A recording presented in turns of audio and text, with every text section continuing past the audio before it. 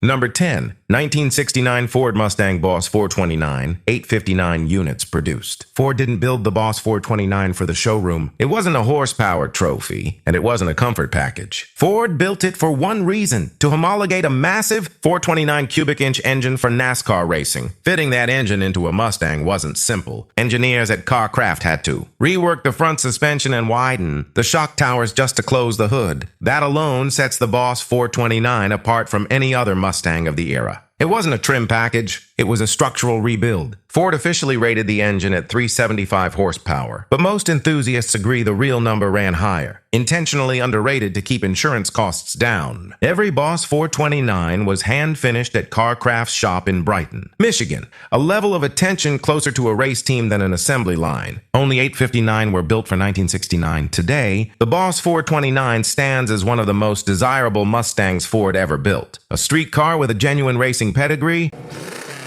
Number 9, 1969 Pontiac Firebird Trans Am. 697 units produced. The Trans Am nameplate would go on to define Pontiac performance for decades. But in its first year, it was barely a footnote. Every 1969 Trans Am came in cameo white with Tyrol blue racing stripes. Pontiac offered no other color, so there was no mistaking one on the road. Power came from a 400 cubic inch Ram Air V8, backed by a heavy-duty suspension and front disc brakes. Most muscle cars of the era didn't bother with. This wasn't a car built to look fast while riding soft. It delivered real handling to match the stripes. The standard Firebird sold well. The Trans Am package didn't It stayed a low production specialty order from day one. That rarity, combined with what the nameplate became, makes it one of the most historically important Pontiacs ever built. It wasn't just another muscle car. It was the beginning of an icon. Number 8, 1970 Buick GSX Stage 1, 678 units produced. Buick wasn't the brand anyone expected to show up armed in the muscle car wars. It built its reputation on comfort, not conquest. That changed with the GSX Stage 1. At its core sat a 455 cubic inch V8, famous for torque numbers, that could pin you to the seat the moment you touched the throttle. This wasn't about horsepower bragging rights. It was about raw pulling power. Buick paired that engine with upgraded suspension and offered the GSX in exactly two colors, Saturn yellow and Apollo white, so the car couldn't hide even if it wanted to. It looked loud, it sounded meaner, and it backed all of it up with serious street performance. Low production numbers make the GSX Stage 1 rare, but what excites collectors most is how brutally quick it was. Buick proved in the most understated way possible that it could run with the very best. Number 7, 1969 Dodge Charger Daytona, 503 units produced. The Charger Daytona wasn't subtle, it wasn't restrained, and it certainly wasn't built to blend into a dealership lot. Dodge created it for one purpose: dominate NASCAR's super speedways. Engineers bolted on a sharply pointed nose cone and a rear wing that towered above the trunk lid. Even by muscle car standards, it looked outrageous. But the wild design wasn't for show. It worked. The Daytona became the first stock car in NASCAR history to clear 200 miles an hour. On the street, it was just as dramatic, turning heads everywhere it went. But because it existed to satisfy a racing rule rather than real street demand, it sold slowly and stayed rare. Today, the Charger Daytona is a true holy grail among Mopar fans, a symbol of how far manufacturers would go to win on a Sunday afternoon. Number 6, 1970 Oldsmobile 442 W30 Sport Coupe, 262 units produced. The Oldsmobile 442 was already a respected performer, but the W30 package pushed it into a different class. This wasn't a decal and stripe upgrade. The package brought a functional air scoop hood, an aluminum intake manifold, and a more aggressive camshaft,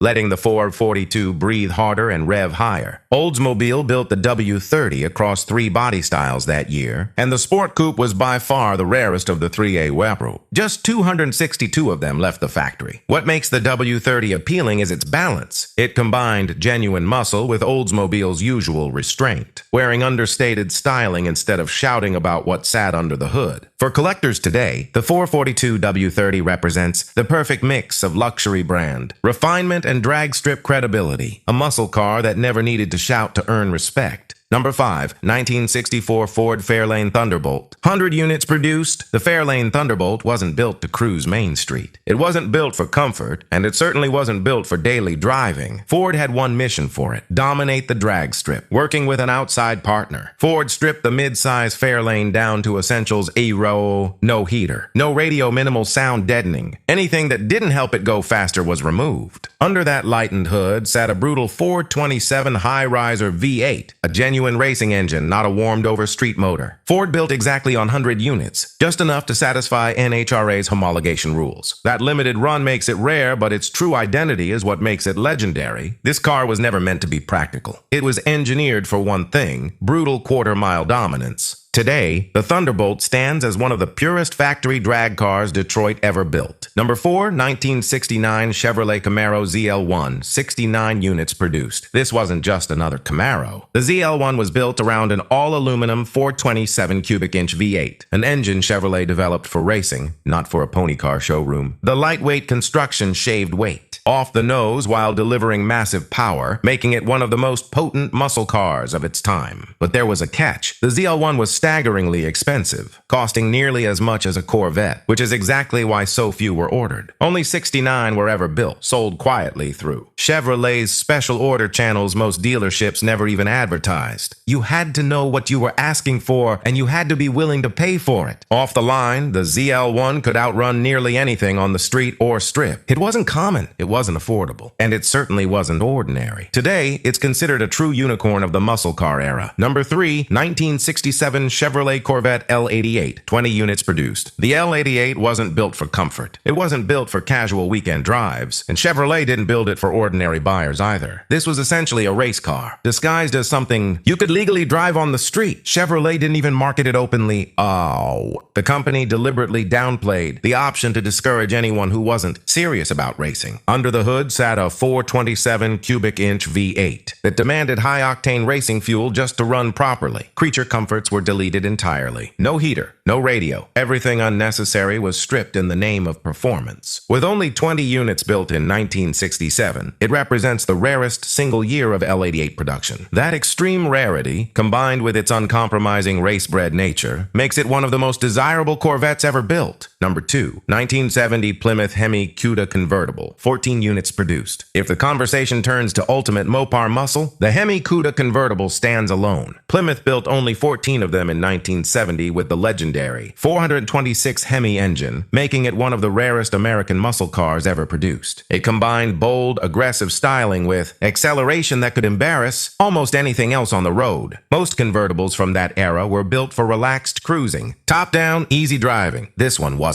The Hemi Cuda Convertible delivered brutal acceleration and unmistakable presence of raw, unapologetic power with the wind in your hair. That combination of rarity, performance, and open-top styling is what elevates it to icon status today. It's not just rare, it's legendary. Number 1, 1970 Ford Torino King Cobra, 3 units produced. The Torino King Cobra was Ford's secret weapon, aimed squarely at NASCAR dominance. Designed with a dramatically sloped nose and aggressive aerodynamic shaping, it was built to compete directly with Dodge's radical winged machines. Ford was serious about speed, and the King Cobra reflected that ambition. But before the project could fully take off, it was canceled. Only 3 prototypes were ever completed. It never reached production, and it never got the chance to prove itself on the track.